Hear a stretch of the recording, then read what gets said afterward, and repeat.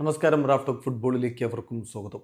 സാന്റോസിൻ്റെ training ഗ്രൗണ്ടിൽ താരങ്ങൾ training നടത്തിക്കൊണ്ടിരിക്കവേ ആരാധകർ ഇരച്ചു കയറി. നൂറുകണക്കിന് ആളുകൾ ഇൻവേഷൻ നടത്തി, താരങ്ങളോട് സംസാരിച്ചു, ഭീഷണിയുടെ സ്വരത്തിൽ സംസാരിച്ചു.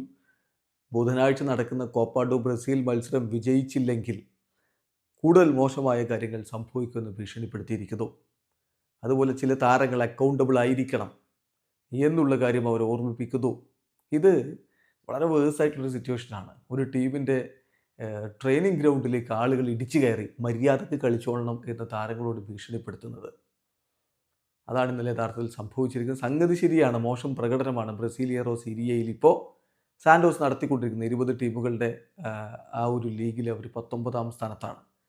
ഈ ഘട്ടത്തിൽ ആരാധകർക്ക് നിരാശയുണ്ടാകും. പക്ഷേ ട്രെയിനിങ് ഗ്രൗണ്ടിലേക്കൊക്കെ ഇടിച്ചു കുത്തി കയറി ഇത്തരത്തിൽ കാര്യങ്ങൾ ചെയ്യുക എന്ന് പറയുമ്പോൾ അത് വളരെ മോശമായിട്ടുള്ള സിറ്റുവേഷനാണ്. പോലീസ് ഇടപെട്ടു, മിലിറ്ററി പോലീസ് വന്നു, കാര്യങ്ങൾ കൈകാര്യം ചെയ്തു എന്നാണ് ബ്രസീലിയൻ മാധ്യമങ്ങൾ റിപ്പോർട്ട്. നമുക്ക് UOLൻ്റെ റിപ്പോർട്ട് ആദ്യം നോക്കാം. അതിൽ പറയുന്നത്, സാന്റോസ് ഫാൻസ് റെയ്പെലെ ട്രെയിനിങ് സെൻറ്ററിലേക്ക് ഉച്ചയ്ക്ക് ശേഷമുള്ള സമയത്ത് ഇടിച്ചു കയറി. അവർ കോപ്പ ഡു ബ്രസീൽ മത്സരത്തിൽ വിജയിച്ചില്ലെങ്കിൽ, ബുധനാഴ്ച നടക്കുന്ന മത്സരം വിജയിച്ചില്ലെങ്കിൽ മോശമായിട്ടുള്ള കാര്യങ്ങൾ സംഭവിക്കുമെന്ന് ഭീഷണിപ്പെടുത്തിയിരിക്കുന്നു. അതുപോലെ തന്നെ ക്ലബിൻ്റെ മാനേജ്മെൻറ്റിനോടും ഈ ആളുകൾ സംസാരിക്കുകയുണ്ടായി. വലിയ രൂപത്തിൽ ഒരു കയോസാണ് അവിടെ ഉണ്ടായിട്ടുള്ളത്.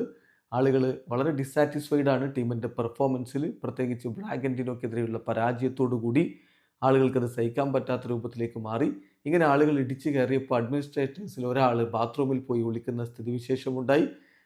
ഏറ്റവും അധികം പ്രഷർ ഇപ്പോൾ ചില താരങ്ങളുടെ മേൽ വരുന്നുണ്ട്. Leo Godoy, JP Chermont, Joao Schmitt, Gil, Diego Pituca, Guilherme തുടങ്ങിയ താരങ്ങളെയാണ് പ്രധാനമായിട്ടും ആളുകൾ ടാർഗറ്റ് ചെയ്തത് എന്നാണ് UOLൻ്റെ റിപ്പോർട്ടിലുള്ളത്. കൂടുതൽ വിശദ വിവരങ്ങൾ ഇപ്പോൾ മിലിറ്ററി പോലീസിലെ ലഫ്റ്റനൻറ്റ് മാർക്കസിനെ ഉദ്ധരിച്ചുകൊണ്ട് ഗ്ലോബോ റിപ്പോർട്ട് ചെയ്യുന്നുണ്ട്. അദ്ദേഹം പറയുന്ന വാക്കുകൾ അനുസരിച്ച് ആളുകൾ ഇടിച്ചു കയറിയുന്നത് ശരിയാണ്, പക്ഷേ വയലൻസ് ഒന്നും സംഭവിച്ചിട്ടില്ല, കാര്യങ്ങളൊന്നും നശിപ്പിച്ചിട്ടില്ല.